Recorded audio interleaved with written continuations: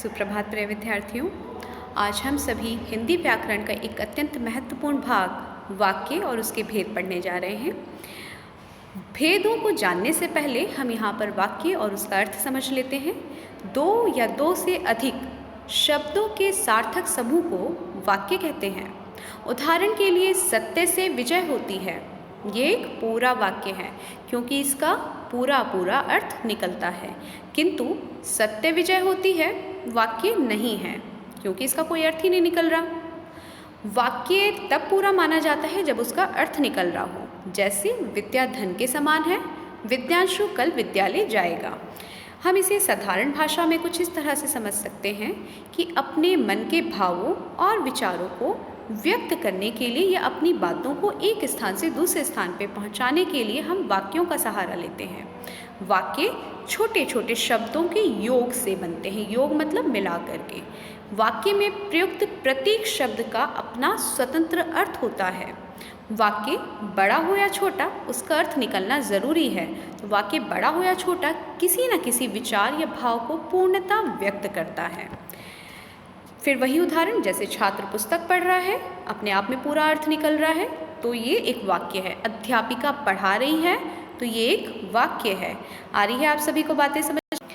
तो बच्चों, आज हम यहाँ पे पढ़ने जा रहे हैं वाक्य के भेद उसके अर्थ के आधार पर। तो अर्थ के आधार पर वाक्य के भेद, आप इस सब चीज़ों को अपनी कॉपी में नोट डाउन करते चलें।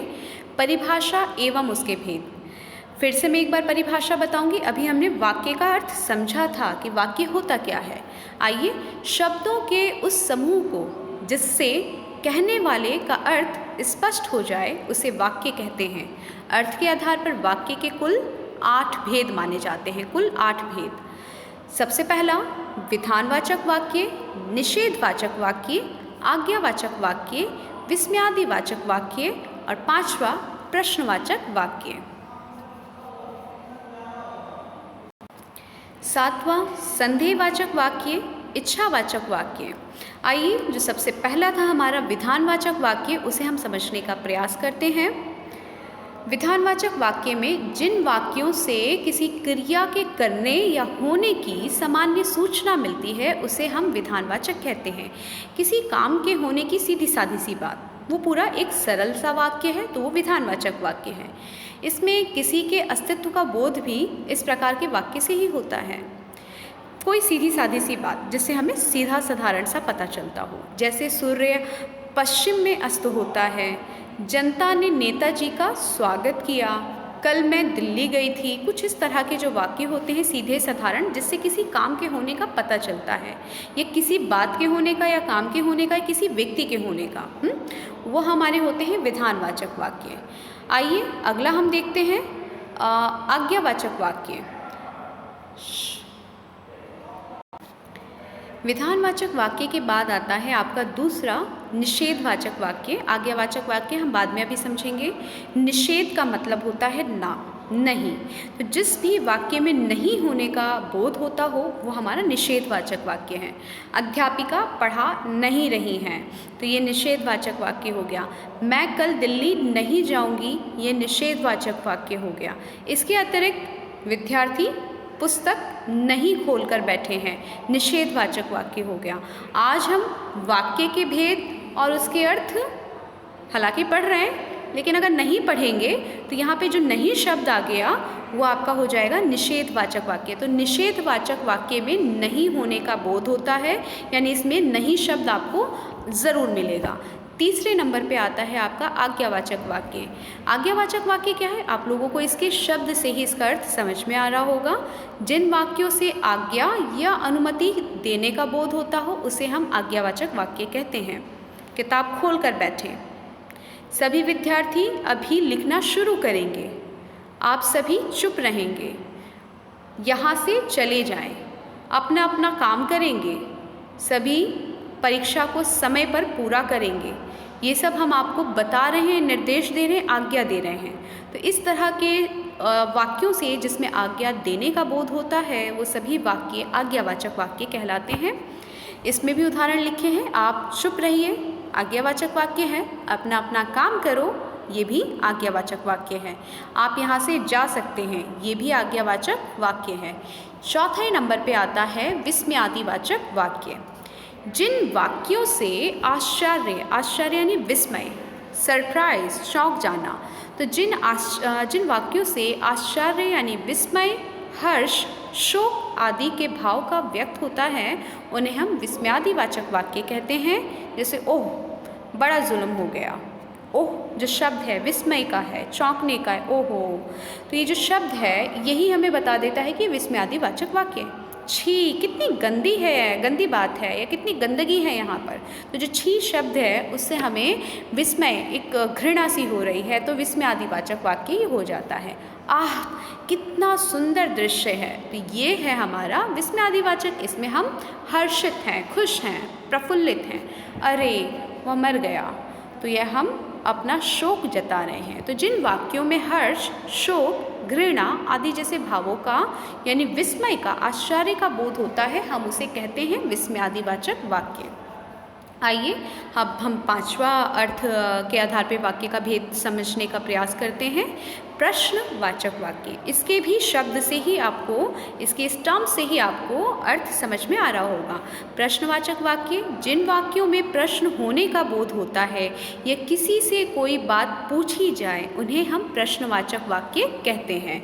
यानी कि इसमें क्वेश्चन किया जा रहा है या क्वेश्चन होने का बोध होता है। इन वाक्यों में अक्सर पीछे क्वेश्चन मार्क होता है, प्रश्न चिन्ह होता है। देखते हैं उदाहरण। क्या तुम मेरे साथ स्कूल चलोगे? तुम क्यों रो रहे हो? क्या तुमने चाय पी? क्या तुमने ताजमहल देखा? ज़रूरी नहीं है इसमें क्या, क्यों, कैसे वाले शब्द आए, लेकिन इसमें प्रश्न चिन्ह आता है और इसमें प्रश्न के होने का बोध हो रहा होता है। आइए हम छठा प्रकार देखें, संकेतवाचक वाक्य। छठा वाक्य का प्रकार किसके आधार पर? अर्थ के आधार पर। छठा संकेतवाचक वाक्य। जिन वाक्यों से एक क्रिया से दूसरे क्रिया पर निर्भर होने का बोध होता है उसे हम संकेतवाचक वाक्य कहते हैं। उदाहरण के लिए, वर्षा होती है तो फसल अच्छी होती है। इस वाले उदाहरण को आप सभी देखें और समझने का प्रयास करें। वर्षा होती है तो फसल अच्छी होती है, यानी बताया जा रहा है अगर वर्षा होगी तो फसल अच्छी होगी, यानी कि अगर वर्षा नहीं हुई तो फसल अच्छी नहीं होगी। यानी एक वाक्य, एक क्रिया दूसरी क्रिया पर निर्भर कर रही है। वर्षा होना एक क्रिया है, फसल होना, अच्छी फसल का होना एक क्रिया है। तो एक अच्छी फसल का होना क्रिया पहली क्रिया पर निर्भर कर रहा है। यदि वर्षा वाली क्रिया नहीं होगी तो अच्छी फसल वाली क्रिया भी नहीं हो पाएगी। तो यानी कि एक क्रिया का दूसरे क्रिया पर निर्भर होना वो हमें दिखाता है संकेतवाचक वाक्य। ठीक है। आप आते तो इतनी मुसीबत नहीं आती।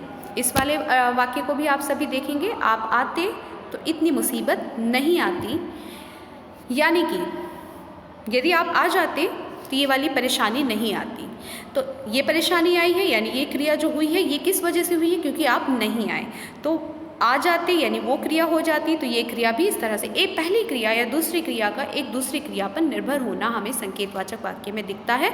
ऐसा होता तो ऐसा होता, ऐसा होगा तो वैसा होगा। इस तरह की जिस भी सेंटेंसेस, जिस भी वाक्य में आपको नजर आए वो हमारा संकेतवाचक वाक्य होता है। यदि छुट्टियां हुई होती तो हम हांगकांग अवश्य जाएंगे। हालांकि अभी आपकी कोरोना काल में ये सब कुछ चल रहा है, हांगकांग और बिल्कुल यहाँ वहाँ तो बिल्कुल मत जाने का सोचिए। इनफैक्ट आप विद्यालय भी नहीं आ पा रहे।